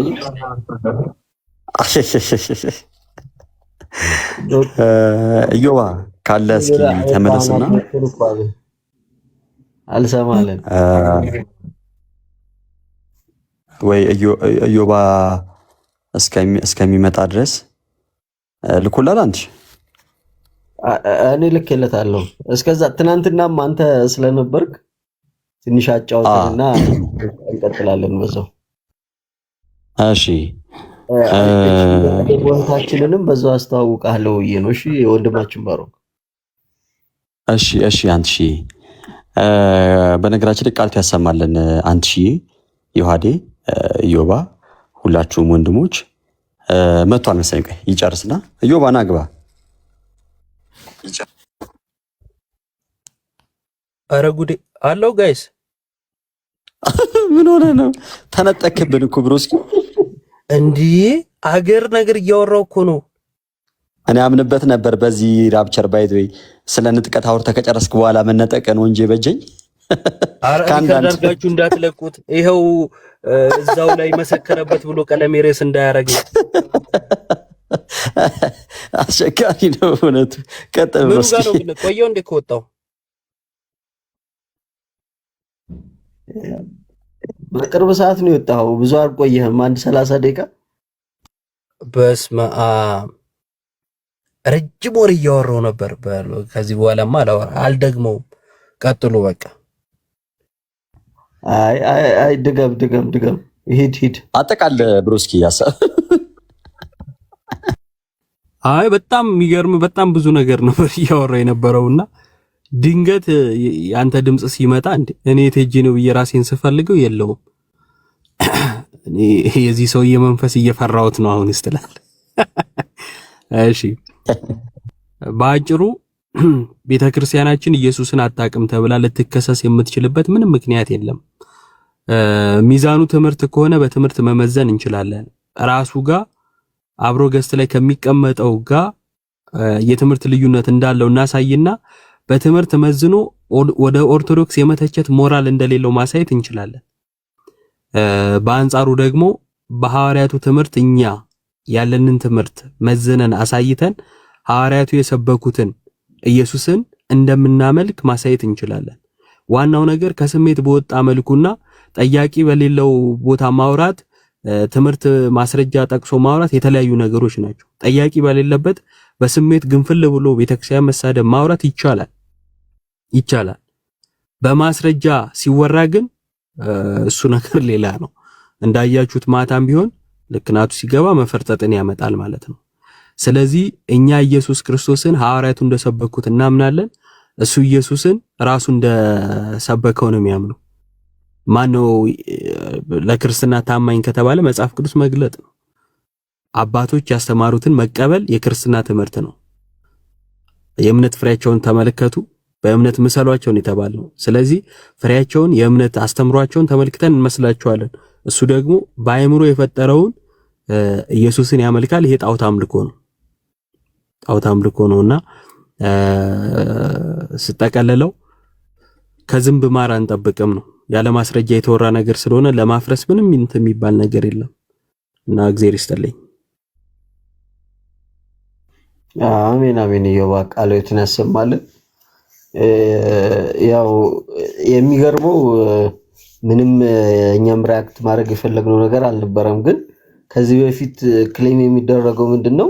ደርበውበታል፣ ሸፍነውበታል፣ እንደዚህ እንደዛ ክርስቶስ ውጪ ሌላ ያመልካሉ ነበር። አሁን ግን ፍጥጥ ብሎ ክርስቶስን አያመልኩም የሚል ሐሳብ ስለተሰጠ እዛ ላይ ትንሽ እንነጋገርበት በሚል ነው እንጂ ያው ሰውየውማ አንተ በዚሁ አጋጣሚ አሁን ያነሳውና ሌሎች ምክንያቶች ካሉ በእነዚህ ምክንያቶች ኢየሱስን አትሰብኩም ወይም ኢየሱስን አታመልኩም ማለት የሚችል ሰው ካለ በማስረጃ እንዱ ዝም ብሎ ለመውጣት አይደለም፣ በማስረጃ ማሳየት የሚችል ሰው ካለ ማንም ይሁን ማን ለመቀበል ዝግጁ ነን። እሱ ሳይታለም የተፈታ ሐሳብ በጣም በትክክል ያው ደፍሮም የሚመጣ እንደሌለ እናውቃለን። ግን ካለ ይኸው ኢዮብ እንደተናገረው እኛ ከክርስቶስ ውጭ የምናመልከው እንዲሁም ደግሞ ክርስቶስን አታመልኩም የምትሉ ሰዎች ካላችሁ ቢያወር ገስት ነው። ያው ቤቱ ክፍት ነው፣ መግባትና ሐሳባችሁም ሞስት ሪሰንት ማድረግ ትችላላችሁ ማለት ነው። ባሮኬ ወይ በራሴ ቃልት ያሰማልኝ ሞስት ሪሰንት የምትለዋ ነገር ቃልት ያሰማልን ኢዮባ ወንድሞች ሁላችሁንም ማለት ነው። በነገራችን ላይ አንድ በደንብ መረዳት ያለብን አንድ ነገር አለን። በሰው የተጀመረ ስለሆነ እንደሚታወቀው ሪፎርመሮች ነው የተነስተው የጀመሩት። በካልቪን ካልቪኒስት ናቸው፣ በሉተር ሉትራን ናቸው። በቃ በሆነ በተነሳው በዛ ስም ናቸው፣ በሆነ በሚነሳው በዛ ነው የሚቀጥሉት። እኛ ግን በክርስቶስ ክርስቲያን የተሰኘንን። ምክንያቱም ቤተ ክርስቲያን የመሰረታት ጌታችንና መድኃኒታችን ኢየሱስ ክርስቶስ በዚህ በማቴዎስ ወንጌል ምዕራፍ 16 ከቁጥር 13 ጀምሮ ሰዎች የሰው ልጅ ማን እንደሆነ ይሉታል ብሎ ይጠይቃል። እና ሐዋርያት ምን ብለው ይመልሳሉ? አንዳንዶች ኤልያስ፣ አንዳንዶች ኤርሚያስ፣ አንዳንዶች ዮሐንስ ከነቢያት አንዱ ነው ብለው ይመልሱለታል። አሁን ትልቁ ጥያቄ መጣ። ለሁሉም የሚጠየቅ ለሁሉም የሚሰራ አንድ ጥያቄ እንጠየቀ ጌታ። እናንተስ እኔን ማን እንደሆንኩ ትሉኛላችሁ? ጋይስ የክርስቶስ ቤተክርስቲያንን የሚሉ ብዙ አሉ አይደል? ሁላችንም ክርስቲያንን ብለው የሚናገሩ ብዙ ናቸው። ግን ምን ብለው አምነውታል ነው ትልቁ ጉዳይ። ኦኬ ምን ብለው ተቀብለውታል ነው። እዚህ ጋር ይነሳና የዮና ልጅ ስምዖን ወይንም ደግሞ ቅዱስ ጴጥሮስ ማለት ነው አንተ ክርስቶስ የሕያው እግዚአብሔር ልጅ ነህ ብሎ ተናገረ ማለት ነው። ተመልከቱ፣ የድመት ልጅ ድመት ነው፣ የውሻ ልጅ ያው ውሻ ነው፣ የበግ ልጅ ያው በግ ነው፣ የሰው ልጅ ያው ሰው ነው። አንተ ክርስቶስ የሕያው እግዚአብሔር ልጅ ነህ ብሎ መለሰ። ምንድነው ማለት ነው? በመጀመሪያም ቃል ነበር፣ ቃልም በእግዚአብሔር ዘንድ ነበር፣ ቃልም እግዚአብሔር ነበር እንዳለን ዮሐንስ አንተ ክርስቶስ የሕያው እግዚአብሔር ልጅ የባህሪ ልጁ ነህ እግዚአብሔር ነህ ብሎ መሰከረ። እዚህ ጋር አንድ ነገር ነገረው። እውነት እውነት እልሃለሁ ይህን ስጋና ደም አልገለጠልህም። ተመልከቱ፣ አሁን የእነርሱ እምነት የሚጀመረው ከስጋና ከደም መገለጥ በሆነው እውቀት ነው። ሰዎች ምን የሚሉት የሚጀምሩት። እሺ ጋይስ በደንብ ስሙ። እሺ ሰዎች የሚጀምሩት ከስጋና ከደም የሆነ መገለጥ ነው። የቀደመችዋ ቤተክርስቲያን የማታውቀው ክርስቶስ ያላስተማረው ቤተክርስቲያን ሐዋርያን አበው ያልተናገሩትን አዲስ የሆነ መገለጥን ይዘው ነው የመጡት። የኛ ግን ሃይማኖት አንድ ጊዜ ፈጽሞ የተሰጠችው ለቅዱሳን ነው። ልክ ይሁዳ በመልእክቱ አንድ ብቻ ምዕራፍ ነው ያለችው ቁጥር 3 ላይ ስለምንካፈለው ስለ መዳናችን ይልና ይሁዳ ራሱን ያካትታል። ምን ይላል? ስለምንካፈለው ስለ መዳናችን ልጽፍላችሁ እጅግ ተግቼ ሳለው ለቅዱሳን አንድ ጊዜ ፈጽሞ ስለተሰጠች ሃይማኖት ትጋደሉላት ዘንድ ግድ ሆነብኛል። አንድ ጊዜ ፈጽሞ የተሰጠች ምን አለች? ሃይማኖት አለችን። ልክ ጌታ ይህን ስጋና ደም አልገለጠልም የሰማይ አባቴ እንጂ እንዳለው እውነተኛ መገለጥ አንድ ጊዜ የመጣው አስተምሮ ከምንድን ነው? ከእግዚአብሔር ነው። ስለዚህ ያስተምሮ በየጊዜው ሊገላለጥ ወይም በየጊዜው ሊቀያየር ወይም በየጊዜው ሊሻሻል የሚችል ነገር አይደለም፣ በራሱ አይደለም። ለዛ ነው ከቀደመው ዘመን ጀምሮ ሁልጊዜም በጸሎት ቤተክርስቲያን ሁልጊዜም ዘወትር ጸሎት የምንለው አለ አይደል? የሃይማኖት ጸሎት ሁሉን የፈጠረ አንድ አምላክ በሚሆን በእግዚአብሔር አብ እናምናለን። ሰማይና ምድርን የፈጠረ የሚታየውና የማይታየውን ዓለም ሳይፈጠር ከእርሱ ጋር በነበረ አንድ የአብ ልጅ በሚሆን ከዛስ በአንድ ጌታ በኢየሱስ ክርስቶስ እናምናለን። በስንት ጌታ? በአንድ ጌታ። ልክ ኤፌሶን 4:5 ላይ አንድ ጌታ፣ አንዲት ጥምቀት፣ አንዲት ሃይማኖት እንደሚለው በአንድ ጌታ በኢየሱስ ክርስቶስ እናምናለን።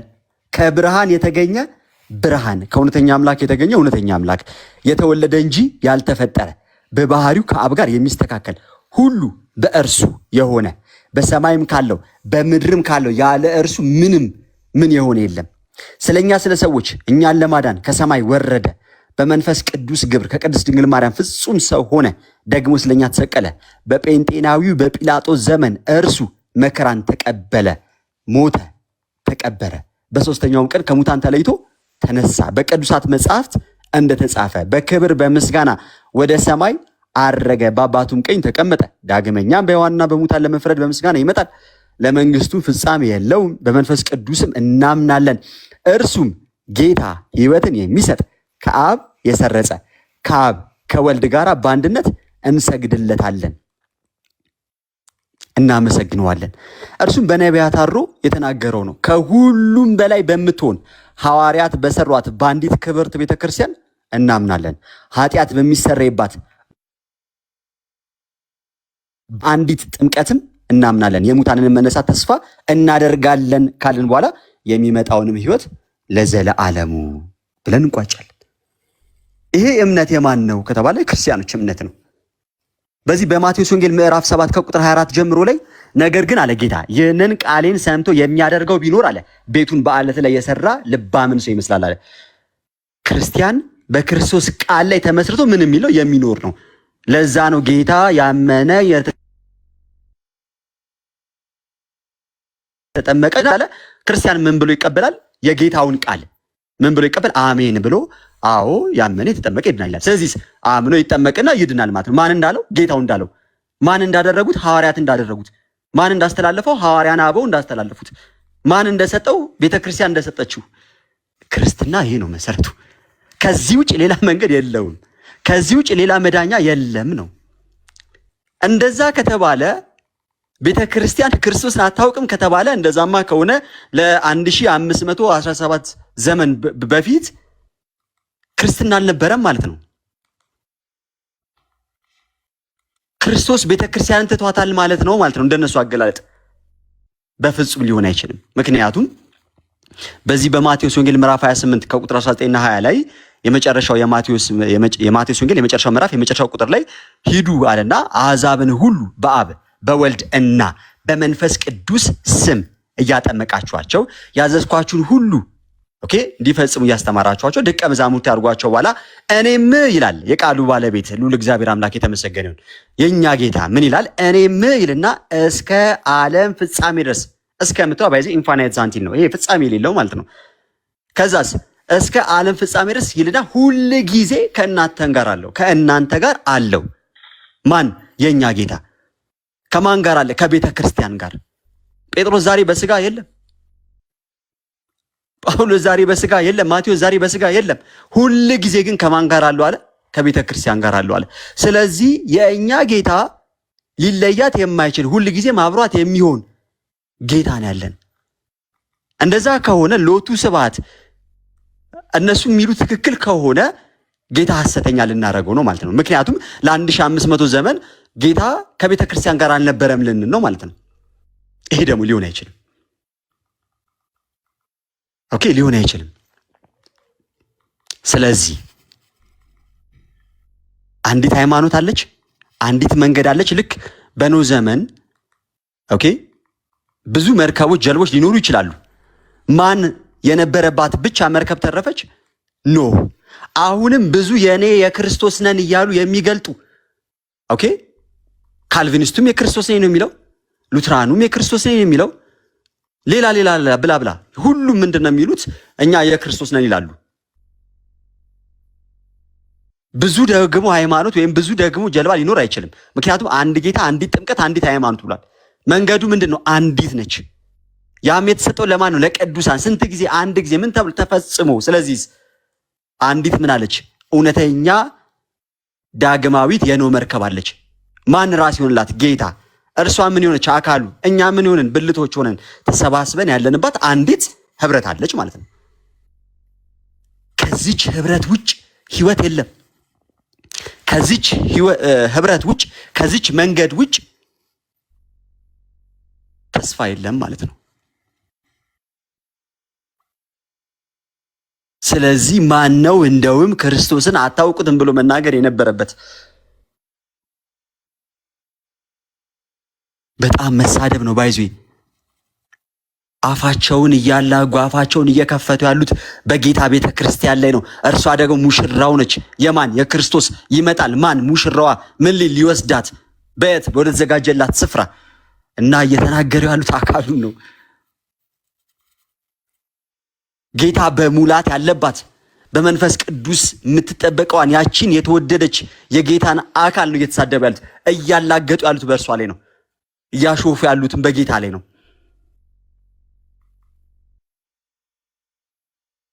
ሎቱ ስብሐት ጌታን እኮ ያው በቃ እንደዛ ተናግሯል አብዷል ምናምን ብሎ ስለዚህም እንደዛ ብለን እናምናለን ከተጻፈ ተጽፏል ምናምን ብሎ የሚያስቡም እኮ ሰዎች አሉ። እነዚህ ሰዎች ናቸው ጌታን አታውቁም የሚሉት። እንዳለው ኢዮባው እነርሱ የተናገሩትን ጌታ እናውቀውም። ከሆነ ዘመናት በኋላ የሆነ ሰው ተገለጠልኝ ብሎ ያስተዋወቀውን ጌታ እኛ እናውቀውም። ለምን? ራሱ ክርስቶስ ኢየሱስ ባስተማረው ትምህርት፣ ሐዋርያት ባስተላለፉት፣ ቤተክርስቲያን በሰጠችን የእግዚአብሔር ቃል የተወደደው ቃል ወንጌሉ ባስተላለፈን በዛ ላይ ባነበብነው ባየነው በተመለከትነው እነርሱ የሚናገሩትን የሚያስተዋውቁትን ጌታ አላገኘነውም። ስለዚህ እነርሱ የሚሉትን ጌታ አናውቀውም። እንዴት እናውቀው እንችላለን?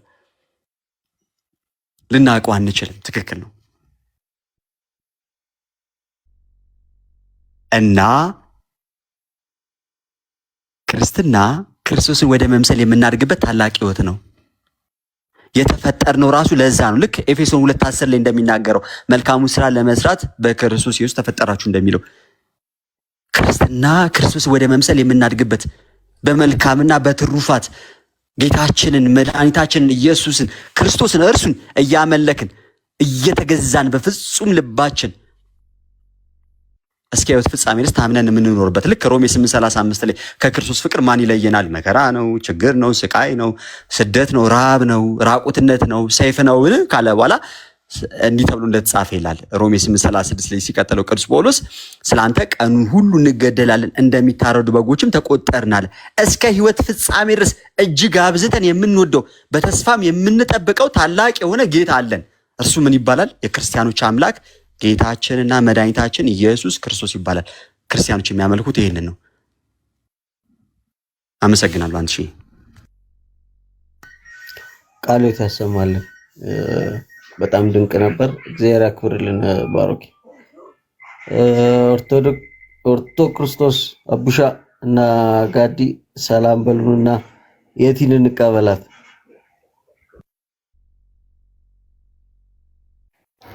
እሺ እንዴት አላችሁ ክርስቲያኖች በሙሉ ሁላችሁም ላይም ታችም ያላችሁ ሰዎች በሙሉ ከእግዚአብሔር ከአባታችን ከጌታ ከኢየሱስ ክርስቶስ ጸጋና ሰላም ለሁላችሁ ይሁን።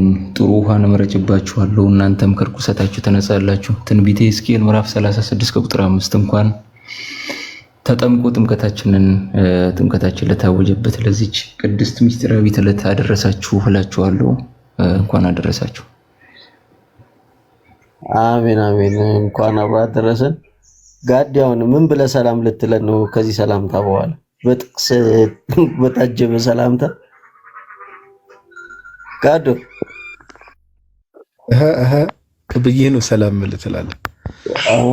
እንዴት ሰላም በለው። እንዴት ዋላችሁ ሁላችሁም ውድ ክርስቲያኖች፣ እዚህ ገስት ላይ ያላችሁ ወንድሞች እናቶች፣ እታችም ያላችሁ ክርስቲያን ወንድሞች እናቶች እንኳን ለጥምቀት በዓል በሰላም አደረሳችሁ። ያው ዛሬ ከተራ ነበረ። እንኳን አደረሳችሁ። እንኳን ጥሩ ቀን እንዳሳለፋችሁ ተስፋ እናደርጋለን። ባሩኪ ቃሎት ያሰማልን። ብሮስኪ ሁላችሁንም ሰላም ብያለሁ። ቅዝቃዜ አይደለም አንተ ብታይ ሳይነሴን ደግሞ ድምጽ ያስታውቃል። ጋዲ የሆነ አፈን ነገር አደረገኝ መሰለኝ። ትንሽ ድምጼን ምናምን ነገር ያዛረገው። ለማንኛውም ቀጥሉ። እሺ ባሩክ። እሺ ጋዲ እንኳን ደህና መጣ፣ እንኳን አደረሰ። አቡሻዬ እንኳን ደህና መጣ፣ እንኳን አደረሰ ብለናል። አንቺ ቀጥል ብሩሴ። አንተ በዚህ በሀገር ውስጥ ቅዝቃዜ ሳይነሴን ካልክ የቲ ምን ትበል ታዲያ? እዛ በረዶ ውስጥ ያለች የቲ እንኳን ደህና መጣሽ፣ እንኳን አደረሰሽ ለከተራው በዓል። አንቺ እንኳን ደህና ቆያችሁኝ። ባሮኬ ኦርቶ ክርስቶስ የሚለውን አላውቀውም፣ ይቅርታ። ጋዲ ሁላችሁም ከታች ያላችሁ ኦርቶዶክሳውያን እንኳን ደህና ቆያችሁኝ። እንኳን ደግሞ ለጥምቀት በዓል በሰላም አደረሳችሁ። እንኳን ለከተራ በዓል በሰላም አደረሳችሁ ማለት ፈልጋለሁኝ። አመሰግናለሁ። እንኳን አብራ ደረሰን። እንኳን አንቺ እንኳን በበረዶ ተጠመቅሽው፣ ጥምቀቱን በበረዶ ላይ አንቺ እንኳን አብሮ አደረሰን። በጣም ልዩ ቀን ነው ዛሬ። እውነት ተጠምቃ ነው አንቺ? አንተ እኮ አልነበርክም፣ አታውቃትም። እስኪ ቤቷ ግባና ቼክ እስኪ ስቶሪ ገብተህ አይተህ እስኪ በዛው ትተዋወቃታለህ በደምብ። ጋዲ እንኳን ያውቃታል። ጋዶ አስታወስካት እንዴ? አስታወስካት? ኦፍ ኮርስ እንዴ አንተ ረስተኸኛል እንዳይሆን። ኧረ በፍጹም እንዴ በፍጹም አልረሳኋትም። የቲንን እንዴት ረሳታለሁ ትላለህ? ማይ ባድ ትላለህ። የኔ ስህተት ነው አውቆትኝ። እንዴት አለሽ የትዬ? እንኳን ሰላም መጣሽ። ሰላም ብለናል። አመሰግናለሁ ወንድሜ፣ እንኳን ደህና ቆየኝ። እሺ ታችን ስለመጣሽ ደስ ብሎናል። እግዚአብሔር አምላክ ደግሞ ዘመንሽን ሁሉ በቤቱ ያስጨርስሽ። አሜን።